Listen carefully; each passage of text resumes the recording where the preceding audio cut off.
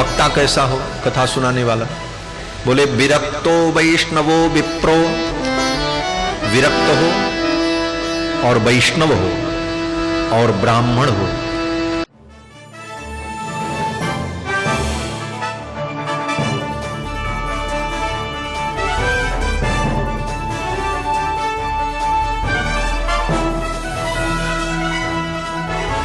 ये तीनों शब्द पुल्लिंग में प्रयोग किया गया है।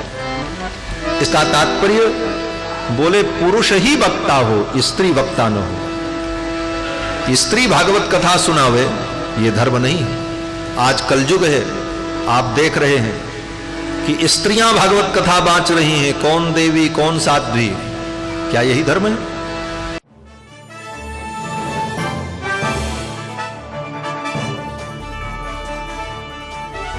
अखंड मंथन के सभी दर्शकों को नमस्कार। मैं हूं शेखर त्रिपाठी। आज हम आपको मिलवाएंगे जगत गुरु रामानुजाचार्य श्री स्वामी राघवाचार्य जी महाराज से। महाराज जी का कहना है कि व्यास पीठ पर महिलाओं को बैठने का कोई शास्त्रीय विधान नहीं है और इसी मुद्दे पर हम उनसे बातचीत करेंगे। स्वामी जी, आपका अखंड मंथन में बहुत बहुत स्वागत है।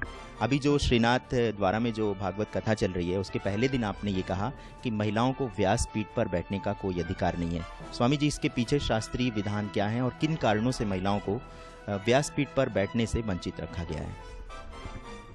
सबसे पहले तो मैं ये कहना चाहूँगा कि धर्म के विषय का कोई भी निर्णय धर्मशास्त्र के आधार पर ही होना चाहिए। धर्मशास्त्र के विषय में लोकतंत्र या अन्य संवैधानिक नियम लागू नहीं होते। धर्मशास्त्र में धार्मिक विषयों में धर्मशास्त्र ही एकमात्र प्रमाण है। तो भागवत कथा व्यासपीठ पर बैठ कर के सुनाना ये एक धार्मिक कृत्य है और इस धार्मिक कृत्य को कैसे किया जाए धर्मशास्त्र इसके लिए निर्देश करता है। श्रीमद् भागवत महापुराण के महात्म्य में ही पद्म पुराण में श्री वेदव्यास जी ने श्रीमद् भागवत के साप्ताहिक अनुष्ठान का जो विधान बताया है, उस विधान में कब कथा करनी चाहिए, कैसे करनी चाहिए, सुनने वाले को किन किन नियमों का पालन करना चाहिए, ये सब बताते हुए उसी प्रसंग में यह भी कहा है कि किस व्यक्ति से कथा श्रवण करना चाहिए, वक्ता कैसा होना चाहिए। तो वक्ता का लक्षण बताते हुए श्री वेदव्यास जी ने कहा है कि विरक्तो वैष्णवो विप्रो वेद शास्त्र विशुद्धकृत दृष्टांत कुशलो धीरः वक्ता कार्योति निष्पृह। भागवत का वक्ता कैसा हो जो व्यासपीठ पर उपदेश करे, प्रवचन करे। तो वेदव्यास जी कहते हैं विरक्तो, वो विरक्त हो, संसार में उसकी अधिक आसक्ति न हो, संसार से आसक्ति रहित हो, वैष्णव हो, भगवान का भक्त हो, विप्रो ब्राह्मण हो। और चौथी विशेषता बताई वेद शास्त्र विशुद्धकृत, वेद शास्त्र को शुद्ध रूप से, पवित्र रूप से, परंपरा से उसने अध्ययन किया हो।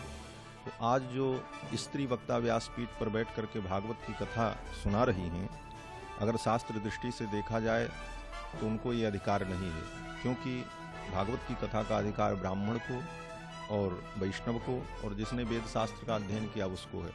उस श्लोक में, उस प्रसंग में कहीं भी स्त्री की चर्चा नहीं आई। जितने शब्द प्रयोग किए गए हैं पुल्लिंग शब्द प्रयोग किए गए हैं और पुरुषों के लिए प्रयोग किए गए। और चौथा विशेषण जो कहा गया वेद शास्त्र विशुद्धकृत, भागवत की कथा वही सुनावे जो वेद शास्त्र को पढ़ा हो। कारण कि भागवत वेद रूपी वृक्ष का फल है, निगम कल्पतरोर गलितम फलम। तो बिना वेद पढ़े कोई भागवत की कथा अगर सुनाता है तो वेद के किन मंत्रों का कहाँ पर क्या तात्पर्य बताया गया है, इसकी संगति वो नहीं बता सकता। इसलिए वेद पढ़ना अनिवार्य है। और स्त्री के लिए वेद पढ़ने का शास्त्रों में सर्वत्र निषेध है। उसका कारण कि स्त्री का यज्ञोपवीत संस्कार नहीं होता। यज्ञोपवीत संस्कार न होने के कारण वेद पढ़ने का स्त्री को अधिकार नहीं है। और जब वो वेद पढ़ नहीं सकती तो वेद की व्याख्या श्रीमद् भागवत को कैसे करेगी, ये शास्त्र सम्मत नहीं है। स्वामी जी, महिलाओं को जिस समय ये नियम बनाए गए थे उस समय की देशकाल परिस्थितियां विपरीत थीं। आज समय बदल चुका है। अगर महिलाएं वेद शास्त्र नहीं पढ़ेंगी तो उनको अपने जो सनातन धर्म है उसके बारे में कोई जानकारी नहीं होगी और वो अपने बच्चों को, जो अपनी संतान है, उनको कैसे शिक्षित कर पाएंगी? हाँ, ये प्रश्न आपका एक समसामयिक प्रश्न है, लेकिन इस प्रश्न के विषय में मैं ये कहना चाहूँगा कि परिस्थितियां बदल रही हैं, इसलिए उन नियमों को बदला जाए तो ये नियम धर्म में लागू नहीं होता। धर्म के नियमों को स्थापित करने वाले ऋषि मुनि महात्मा और वेद की वाणी सार्वभौम वाणी है, वो भूत भविष्य वर्तमान तीनों कालों का जिन ऋषियों ने प्रत्यक्षीकरण किया और सब काल के लिए एक नियम उन्होंने बनाया है। धर्म के कोई भी नियम परिवर्तनशील नहीं है। अगर आज हम उनको देश काल परिस्थिति के अनुकूल परिवर्तन करेंगे तो कल दूसरा परिवर्तन होगा, परसों तीसरा परिवर्तन होगा। इस प्रकार से धर्म का जो वास्तविक स्वरूप है वो समाज से विलुप्त हो जाएगा। इसलिए धर्म के नियमों में कोई परिवर्तन की आवश्यकता ही नहीं है। ऋषि मुनियों ने बहुत सोच समझ करके नियम बनाया है और वो नियम सार्वभौम नियम है और सार्वकालिक है। उसको किसी भी काल में परिवर्तन करने की आवश्यकता नहीं। और दूसरा प्रश्न जो आपने ये किया कि अपने पुत्रों को संस्कारवान बनाने के लिए स्त्रियां अगर वेद नहीं पढ़ेंगी तो उनको धर्म की शिक्षा कैसे देंगी। इसी बात पर विचार करके भगवान नारायण ने ही वेद व्यास के रूप में अवतार लेकर के 18 पुराण की रचना की। पुराणों की कथाओं के माध्यम से उन्हें धर्म का बोध हो जाएगा, उन्हें वेद पढ़ने की आवश्यकता नहीं है और धर्म का बोध प्राप्त करके वो अपने परिवार को संस्कारित कर सकते हैं। जहाँ तक भागवत, रामायण, 18 पुराण और महाभारत आदि ग्रंथों के विषय में बात है, इन ग्रंथों को पढ़ने का अधिकार सबको है। स्त्रियां भी पढ़ सकती हैं। घर में स्त्रियां भागवत को पढ़ें और पढ़ करके उसके उपदेश को ग्रहण करें, अपने बच्चों को संस्कार दें, इसके लिए कोई मनाही नहीं। लेकिन व्यास पीठ पर बैठ करके आधिकारिक रूप से उपदेश करना ये उनका कर्तव्य नहीं है। स्वामी जी, आपने कल की कथा के दौरान स्वामी जी ने ये भी कहा कि महिलाओं को संन्यास लेने का भी अधिकार नहीं है। तो स्वामी जी, सबसे पहले ये बताइए कि महिलाओं को संन्यास लेने का अधिकार नहीं है। दूसरा सवाल हमारा इसी से जुड़ा हुआ है कि सारे नियम जो बनाए गए, सारे प्रतिबंध जो बनाए गए, वो स्त्रियों के विरुद्ध रहे। स्त्रियां विवाह करेंगी तभी उन्हें स्वर्गलोक की प्राप्ति होगी। स्त्रियां संन्यास नहीं ले सकती हैं। तो स्त्रियों की स्वतंत्रता पे सारे नियम बनाए गए और पुरुषों को हर तरह के नियम से मुक्त रखा गया। यानी वो विवाह ना करें तब भी स्वर्ग की प्राप्ति हो सकती है, वो व्यासपीठ पर भी विराजमान हो सकते हैं, वो संन्यास भी ले सकते हैं। तो सबसे पहले तो ये बताइए कि महिलाएं अगर विवाह नहीं करती हैं या जो संन्यास ग्रहण नहीं कर सकती, इसके बारे में शास्त्रों में क्या तर्क दिया गया है? स्त्रियों को, जहाँ तक आपने ये कहा कि सारे प्रतिबंध स्त्रियों के लिए लगाए गए, ये तो सरासर अस्वीकृत बात है। इसको स्वीकार नहीं किया जा सकता। सारे प्रतिबंध स्त्री के लिए नहीं लगाए गए, पुरुषों के लिए भी प्रतिबंध हैं। अनाचार व्यभिचार करना पुरुषों के लिए भी निषिद्ध है। वैदिक आचरण के विपरीत आचरण करना पुरुषों के लिए भी निषिद्ध है। लेकिन समाज की व्यवस्था को देखते हुए और स्त्रियां अबला हैं, उनको संरक्षण की आवश्यकता है और स्त्री के संरक्षण से ही परिवार का संरक्षण है। स्त्री के संरक्षण से ही सम्मान और मर्यादा की सुरक्षा है। इन दृष्टियों, इन विचारों को, इन विषयों को देखते हुए ऋषि मुनियों ने स्त्रियों के लिए इन सारे नियमों को बनाया। और जहाँ तक स्त्री के सम्मान की बात है तो हमारे वेदों में, शास्त्रों में स्त्री को जितना सम्मान दिया गया उतना तो पुरुष को भी सम्मान नहीं दिया गया। स्त्री के नाम के आगे देवी लगाया जाता है, सीता देवी, गीता देवी, लेकिन किसी पुरुष के नाम के आगे राम देवता, कृष्ण देवता नहीं लगाया जाता। यत्र नार्यस्तु पूज्यन्ते रमन्ते तत्र देवता। स्त्री को देवता के रूप में स्वीकार किया गया, उनको सम्मान दिया गया। यहाँ तक कि वेदों में अग्निहोत्र का जहाँ पर विधान है, वहाँ पर अगर पुरुष कहीं बाहर चला जाए तो अग्निहोत्र हो जाएगा, लेकिन स्त्री अगर अग्निहोत्रशाला में नहीं बैठेगी तो अग्निहोत्र नहीं हो सकता। इतना स्त्री का महत्व दिया गया है। स्त्री के बिना कोई भी यज्ञ, कोई भी धार्मिक कृत्य नहीं हो सकता। भगवान श्री राम ने सीता जी का जब परित्याग कर दिया, उसके बाद स्वर्ण की सीता बना करके उन्होंने यज्ञादि कर्म किया। तो कहीं भी हमारे धर्मशास्त्र में स्त्रियों की अवहेलना नहीं की गई है, न उनका अपमान किया गया है, न उनके सम्मान में कोई कमी की गई और न कोई उनके ऊपर प्रतिबंध लगाया गया। अपितु एक नियम बनाया गया, उस नियम को, संविधान को पालन किया जाएगा, तभी समाज की एक सुदृढ़ व्यवस्था स्थापित होगी। आज भी सरकारें जो कानून बनाती हैं, उन कानूनों के दायरे में रह करके ही व्यक्ति जो है सुंदर ढंग से जीवन यापन कर सकता है। उसी तरह धर्मशास्त्र के भी निश्चित कानून और नियम हैं। उन नियमों का पालन विश्वास पूर्वक, श्रद्धा पूर्वक, निष्ठा पूर्वक हमको, आपको करना चाहिए। और जहाँ तक स्त्री के संन्यास की बात है तो स्त्री के लिए संन्यास का विधान शास्त्र में नहीं है। बार बार मैं इन बातों को कहता हूँ कि धर्म के विषय में धर्मशास्त्र ही प्रमाण है। संन्यास लेना एक धार्मिक कृत्य है जो कि वेदों पुराणों में वर्णित है। तो किसको लेना चाहिए, किस प्रकार से लेना चाहिए, ये बातें भी शास्त्र में बताई गई हैं। उस बात को भी मानने की आवश्यकता है। केवल हम संन्यास मान लें और संन्यास किसको लेना चाहिए ये बात न माने, कैसे लेना चाहिए न माने, तो उस संन्यास का कोई औचित्य नहीं, उस संन्यास का कोई मतलब नहीं है। रही बात स्त्री के संन्यास की, तो संन्यास का मतलब त्याग है। त्याग करना ही संन्यास है। तो स्त्री के लिए किसी भी त्याग का शास्त्र में विधान नहीं है। वो पुत्र का त्याग करे तब भी उचित नहीं है। पति का त्याग करना स्त्री के लिए शास्त्र में कहीं विधान नहीं है। और तीसरी बात कि संन्यास लिया क्यों जाता है। संन्यास इसलिए लिया जाता है परमात्मा की प्राप्ति के लिए, मोक्ष की प्राप्ति के लिए। तो अगर स्त्री को बिना संन्यास लिए ही मोक्ष की प्राप्ति हो जाती है तो स्त्री को संन्यास में आग्रह रखने की आवश्यकता क्या है? शास्त्र कहता है कि गृहस्थ जीवन में रहते हुए पुत्र परिवार के संरक्षण में रह करके सामान्यतया अपना जीवन व्यतीत करते हुए ईश्वर का स्मरण और भगवान की कथा को श्रवण करते हुए ही स्त्री परम पद को प्राप्त कर लेती है, उसे वो गति मिल जाती है जो बड़े बड़े योगियों को मिलती है।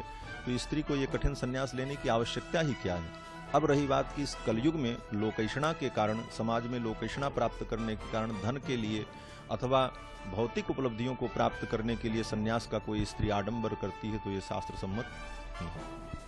स्वामी जी, कल की कथा में आपने ये भी कहा था कि महिलाओं को विवाहित होना अनिवार्य है, बिना विवाह के उनको मुक्ति नहीं मिल सकती, स्वर्ग लोक की प्राप्ति नहीं हो सकती है, जबकि पुरुष अविवाहित रह सकता है। तो महिलाएं अविवाहित क्यों नहीं रह सकती हैं? महिलाओं के लिए विवाह अनिवार्य इसलिए है कि जिस प्रकार से पुरुषों के अनेक संस्कार होते हैं, उन संस्कारों में यज्ञोपवीत संस्कार प्रधान संस्कार माना गया है। यज्ञोपवीत संस्कार के बिना ब्राह्मण, क्षत्रिय, वैश्य पूर्ण रूप से संस्कारहीन माने जाते हैं। उसी प्रकार से स्त्री के लिए विवाह संस्कार को ही एक पूर्ण संस्कार माना गया है, और वो संस्कार अगर स्त्री का नहीं हुआ तो वह स्त्री संस्कारहीन मानी जाती है।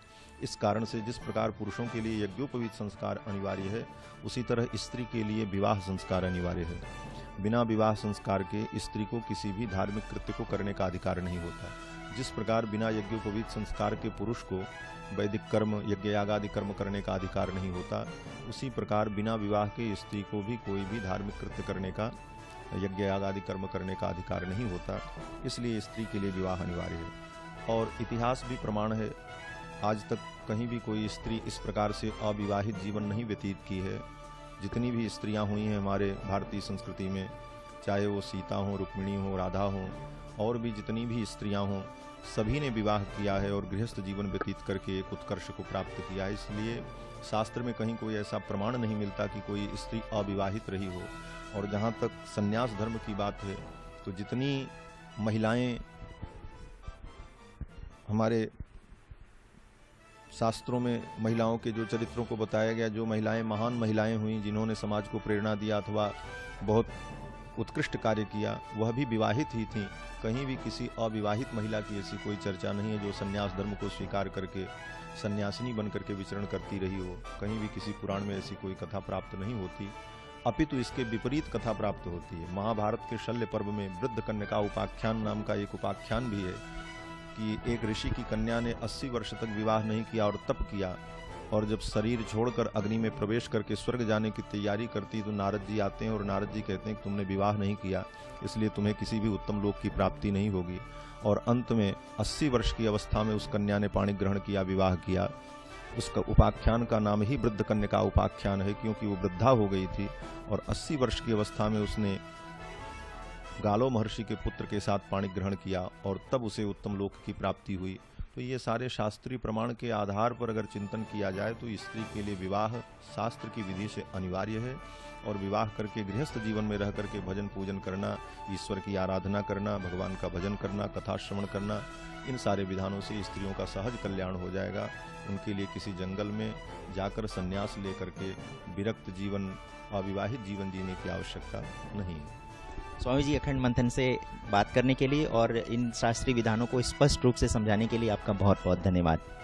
तो स्वामी राघवाचार्य जी आपको अभी बता रहे थे कि किस तरह से महिलाओं के लिए नियम बनाए गए हैं, और ये शास्त्रीय नियम है, इनमें कोई चीज़ें अपनी तरफ से नहीं जोड़ी गई हैं। और जहाँ तक रही भागवत कथा वक्ता की बात, तो महिलाएं व्यासपीठ पर बैठने की अधिकारी नहीं है। ये शास्त्रीय विधान है, इसमें कोई अपनी तरफ से किसी ने कोई बात नहीं जोड़ी है। और शायद यही वजह है कि किसी भी महिला कथा वक्ता का कोई जिक्र जो है वो पुराणों में तथा राम कथा के अनेक वक्ताओं की चर्चा पुराण में है। श्री सूत जी महाराज ने भागवत कथा सुनाई, श्री गोकर्ण जी महाराज ने भागवत कथा सुनाई, सुखदेव जी ने कथा सुनाई, सनकादिकों ने सुनाई, नारद जी ने कथा सुनाई है, ब्रह्मा जी ने कथा सुनाई, लवकुश ने कथा सुनाई। लेकिन किसी भी पुराण में, 18 पुराण में या महाभारत ग्रंथ में कहीं भी ऐसी कोई चर्चा नहीं कि कोई स्त्री व्यासपीठ पर बैठ करके भागवत कथा सुनाई हो। तो इस इतिहास को भी प्रमाण के रूप में हमें लेना चाहिए। हम इतिहास ग्रंथों के इन प्रमाणों के आधार पर ही धर्म का निर्णय करें, धर्म ग्रंथों के आधार पर ही धर्म के विषय का निर्णय करें, तो यही उत्तम होगा।